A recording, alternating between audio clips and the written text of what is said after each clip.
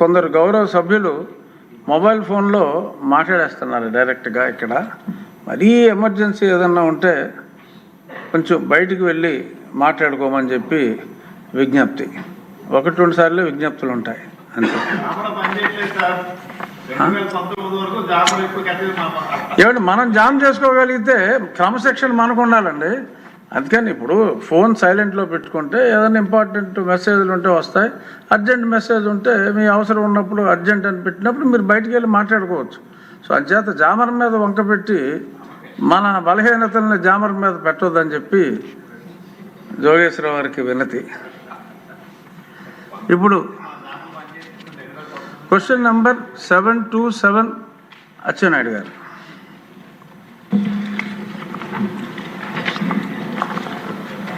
అధ్యక్ష, ఏ ప్రశ్నకు సమాధానం 2019 నుండి ఇప్పటి వరకు వ్యవసాయాన్ని ఆధునీకరించడంలో భాగంగా రైతులకు సరఫరా చేసిన వ్యవసాయ యంత్రాలపై చేసిన ఖర్చు సంవత్సరం వారీగా నేను ఆన్సర్లో ఇచ్చాను.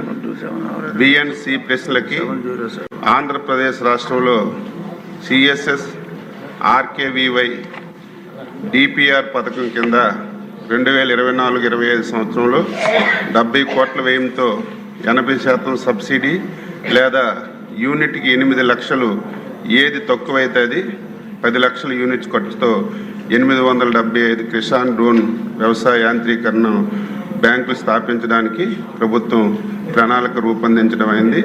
డ్రోన్ తయారీదారులు మరియు నమూనాలు ఎంపానల్మెంట్ ప్రక్రియలో ఉంది అధ్యక్ష.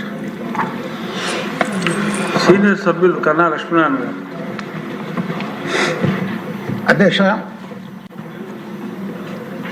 గత వైసీపీ ప్రైవేట్ లిమిటెడ్ కంపెనీ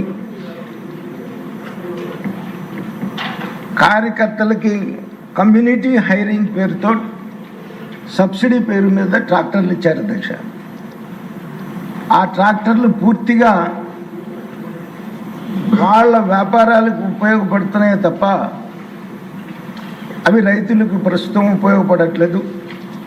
అవి ఏ పర్పస్ పేరుతో అయితే కమ్యూనిటీ హైరింగ్ సెంటర్స్గా మరి పెట్టారో ఆ పర్పస్ సర్వ్ అవ్వట్లేదు. మరి దయచేసి అవి ఆ పర్పస్ సర్వే అవ్వటానికి మరి మంత్రి గారి చర్యలు తీసుకుంటారా అని చెప్పేసి నేను మీ ద్వారా వారిని అడుగుతున్నాను అధ్యక్ష. అలాగే 2014-19 నుంచి చంద్రబాబు నాయుడు గారు ముఖ్యమంత్రిగా ఉన్నప్పుడు మరి రాయితీపై టార్పాలిన్ పట్టాలు కానీ, పవర్ స్ప్రేయర్లు కానీ, ట్రాక్టర్లు కానీ, రోటావేటర్లు కానీ, వరి కోత మిషన్లు కానీ రైతులకు అందజేసేవాళ్ళు అధ్యక్ష. కానీ ఈ ప్రైవేట్ లిమిటెడ్ కంపెనీ వచ్చిన తర్వాత ఒక్కటి కూడా దాని మీద మరి ఇచ్చినటువంటి పరిస్థితి కాదు అధ్యక్ష. ఇకపోతే డ్రిప్ ఇరిగేషన్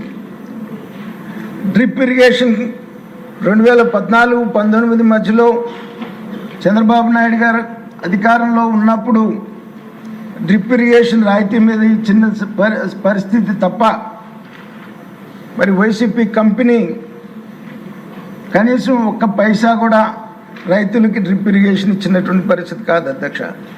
నేను ఎందుకు చెప్తున్నానంటే యాంత్రీకరణ అనేటువంటిది రైతులకి చాలా మేలు చేసేటువంటి పరిస్థితి. ముఖ్యంగా రాయలసీమ పరిస్థితిలో ఈ డ్రిప్ ఇరిగేషన్ అవసరం ఎంతైనా ఉంది.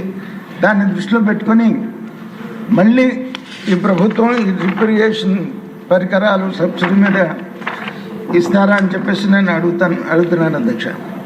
మంత్రి గారు చెప్పారు ఈ డ్రోన్స్ విషయంలో చంద్రబాబు నాయుడు గారు వచ్చిన తర్వాత డ్రోన్స్ ద్వారా అనేక రకాలైనటువంటి సేవలు చేసిన దాంట్లో వ్యవసాయ రంగానికి కూడా మరి డ్రోన్స్ ద్వారా పెస్టిసైడ్స్ మరి చల్లేటువంటి కార్యక్రమానికి వాటికి ట్రైనింగ్ అది ఇస్తున్నారు. పరిస్థితి బాగుంది అధ్యక్ష. కానీ కొంచెం నిబంధనలు కఠినతరంగా ఉన్నాయి. కాస్త సరళీకృతం చేసి